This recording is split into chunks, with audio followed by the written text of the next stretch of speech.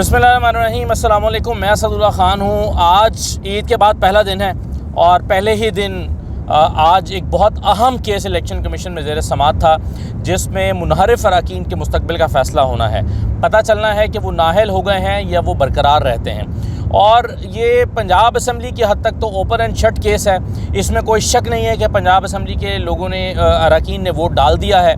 चूँकि उन्होंने वोट डाला है तो वो डी-सीट होना उनका तकरीबन जो है वो हतमी है, क्योंकि वो अपनी पार्टी पॉलिसी से हटकर वोट कास्ट कर चुके हैं। लेकिन वफाक में मामला मुख्तलिफ है। वफाक में उन्होंने एक रिज़र्व फोर्स का किरदार अदा किया था, वोट नहीं डाला था। मुनहरिफ अरकान से वोट नहीं लिया गया था और इसीलिए नहीं लिया गया था ताकि उनको डी-सीट ना करना पड़े, और अगर ज़रूरत पड़ती तो उनका भी वोट ले लिया जाता, जैसा कि पंजाब में ज़रूरत पड़ी तो उन्होंने वोट कास्ट किया।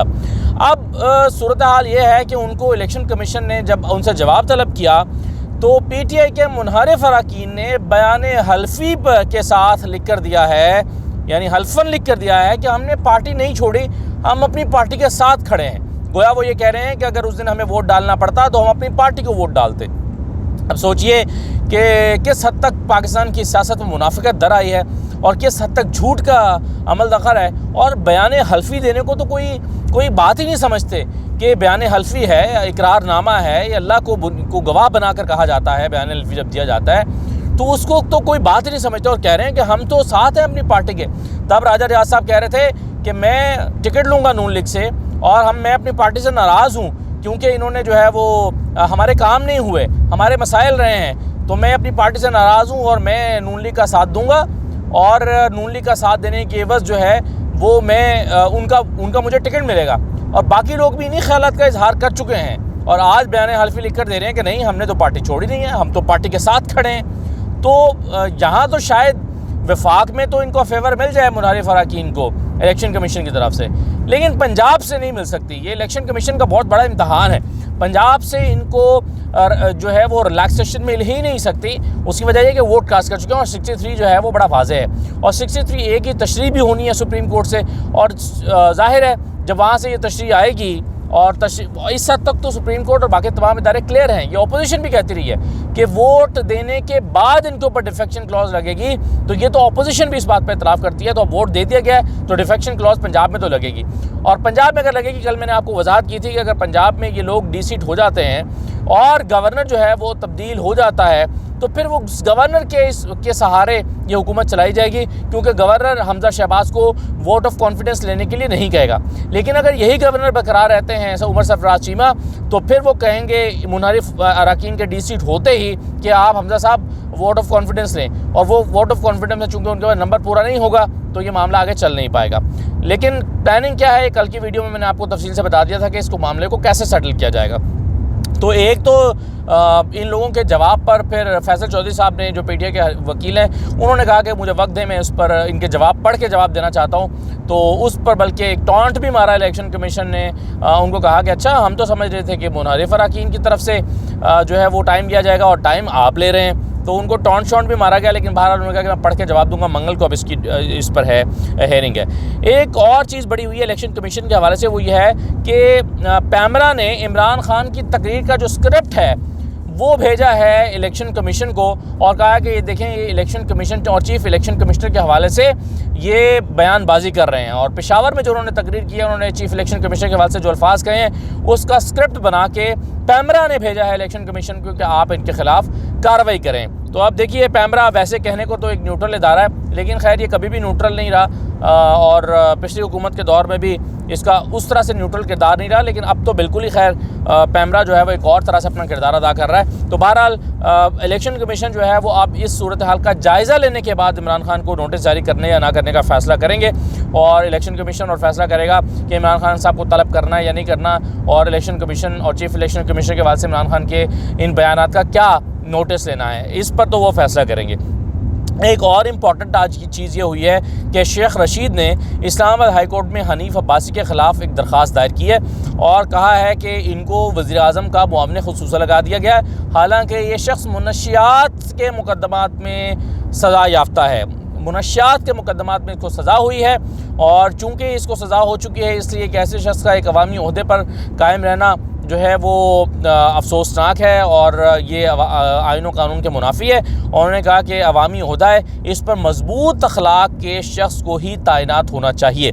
ये उन्होंने कहा है जो है वो इस्लामाबाद हाई कोर्ट में जो शेख रशीद ने दरख्वास्त दायर की है। अब शेख रशीद की इस दरख्वास्त पर देखिए हनीफ अब्बासी के ख़िलाफ़ कोई अमल होता है या नहीं होता, या शेख रशीद की दरख्वास्त जो है वो मुस्तरद कर दी जाती है या जुर्माने के साथ मुस्तरद कर दी जाती है। बहरहाल हनीफ अब्बासी आप जानते हैं शेख रशीद के साथ उनका एक राइवलरी है, क्योंकि एक ही शहर से ताल्लुक़ है, एक दूसरे के ख़िलाफ़ सियासत करते हैं। तो ऐसी सूरत हाल में शेख रशीद जो है वो उनके ख़िलाफ़ अब इस्लामाबाद हाई कोर्ट पहुँच गए। दूसरी तरफ शेख रशीद ने अपने हवाले अपनी भी जो है वो ज़मानत करवाई है। उन पर जो मुकदमा बनाया गया है तौहीन रसालत का मुकदमा अभी तक वो ख़त्म नहीं हो रहा, अगरचे इस पर शेरी मज़ारी साहिबा ने एक ख़त लिखा है यूनाइटेड नेशंस को, कहा है कि हुकूमत जो है वो इस मज़हबी मुनाफरत फैलाने के लिए जो है वो ये हथकंडे इस्तेमाल कर रही है। तो यूनाइटेड नेशंस को शेरी मज़ारी ने एक ख़त लिखा है जो कि अनएक्सपेक्टेड है, हैरानकुन भी है, लेकिन बहरहाल वो आलमी इदारों को गवाह बना रही हैं कि पाकिस्तान में मज़हब को बुनियाद बनाकर सियासी मुखालिफिन को दबाया जा रहा है। अब इससे क्या मकसद वो हासिल करना चाहती हैं? क्या वो आलमी ताकतों की तवज्जो हासिल करना चाहती हैं ये कह कर के जिस हुकूमत को उनके बकौल आप लेकर आए हैं वो हुकूमत जो है वो मज़हब को इस्तेमाल कर रही है? अमेरिका में ये पैगाम देना चाहती हैं, इंटरनेशनल मीडिया में शायद ये पैगाम देना चाहती हैं। तो वो यूनाइटेड नेशंस को ख़त लिखकर शायद इसको एक आलमी सतह पर एक स्टोरी बनाना चाहती हैं कि मज़हबी मुनाफरत फैलाने के लिए मौजूदा हुकूमत जो है वो तौहीन रसालत के कानून को इस्तेमाल कर रही है। तो ये अफसोसनाक है। और अफसोस की बात यह भी है कि अभी तक ये कानून बरकरार है और अभी तक जो है वो ये मतलब अभी तक ये मुकदमा बरकरार और अभी तक इस मुकदमे से इनको निकाला नहीं गया, ये मुकदमा ख़त्म नहीं हुआ, बावजूद इसके कि हुकूमत के जो इत्तेहादी हैं पीपल्स पार्टी है उन्होंने भी इस पर काफ़ी एतराज़ किया है कि इसको इस्तेमाल नहीं होना चाहिए एक दूसरे की सियासी हरीफों के ख़िलाफ़। दो स्टोरीज़ जो हैं वो एक स्टोरी बड़ी अफसोसनाक है और दो स्टोरीज़ बड़ी दिलचस्प हैं। एक और चीज़ ये है कि मईशत जो है वो काबू में नहीं आ रही और डॉलर जो है वो फिर बढ़कर 188 रुपये का हो गया ओपन मार्केट में। बैंक में भी 186 रुपये का मिल रहा है, 186 और कुछ रुपए का, लेकिन कुछ पैसे का, लेकिन ओपन मार्केट में 188 और 189 जो है वो 189, 188 और 189, 188 और 189 के बीच में जो है वो ओपन मार्केट में मिल रहा है। तो डॉलर बढ़ता जा रहा है। हुकूमत आई थी कि हम मईशत को ठीक करेंगे, लेकिन मईशत जो है वो काबू में आती नज़र नहीं आ रही और फिर डॉलर जो है ये इसको बढ़ने से रोकना एक बड़ा टास्क है हुकूमत के लिए। देखें वो इस पर क्या करती हैं। दो ख़बरें जैसा कि मैंने कहा कि दिलचस्प हैं आज के अखबारात में। एक तो आसिफ ज़रदारी साहब ने कहा कि मुल्क की मईशत को मैं ठीक करूँगा। सुभान अल्लाह। अब फार्मूला नहीं बताया आसिफ ज़रदारी साहब ने कि वो मुल्क की मईशत को कैसे ठीक करेंगे। बहरहाल वो कह रहे हैं कि मुल्क की मईशत को मैं ठीक करूँगा। अब आएंगे यानी वो कह रहे हैं कि मुझे हुकूमत मिलेगी अगली तो फिर मईशत को मैं ठीक करके दिखाऊँगा। इसका दूसरा मतलब ये भी है कि ये इनसे ठीक नहीं होगी, नवाज शरीफ से, शहबाज शरीफ एंड कंपनी से ये मईशत ठीक नहीं होगी, मैं इसको ठीक करूँगा। तो सॉफ्ट वर्ड में उन्होंने मौजूदा हुकूमत की मौशी पॉलिसियों को तनकीद का निशाना बना दिया है। वरना वो कहते हैं कि जी ये जो हुकूमत है यही ठीक करेगी, हम मिलकर करेंगे, मैं साथ दूंगा शहबाज शरीफ का और हम अपनी एक्सपर्टीज़ देंगे और हम ठीक करेंगे। वरना अगर ज़रदारी साहब के पास मईशत को ठीक करने की स्किल्स हैं तो वो आज अपने इत्तेहादियों के लिए इन स्किल्स को क्यों जो है वो पेश क्यों नहीं करते कि जी ये देखिए ये मेरी खदमात है, लीजिए और मईशत को ठीक कीजिए। वो कहते हैं नहीं मैं करूँगा जो मैं आऊँगा। तो दूसरी जो मज़ेदार ख़बर है वो गफूर हैदरी साहब का बयान है। अगरचे ये उन्होंने परसों ये बयान दिया था लेकिन आज के अखबारात में छपा हुआ है, मैं इस पर बात नहीं कर सका था। उन्होंने कहा कि हमारी ख्वाहिश है कि हमारी जमात से मौलाना फजल रहमान सदर बने। हमारी जमात की ख्वाहिश है कि फजल रहमान साहब सदर बने, सदर पाकिस्तान बने। तो अब उन्होंने पहले तो चल रहा था अंदर अंदर मामला चल रहा था, अब उन्होंने खुल के कहना शुरू कर दिया है। तो देखिए अब ये इख्तलाफ जो है वो क्या रुख इख्तियार करता है। इजाज़त दीजिए, अल्लाह हाफ़िज़।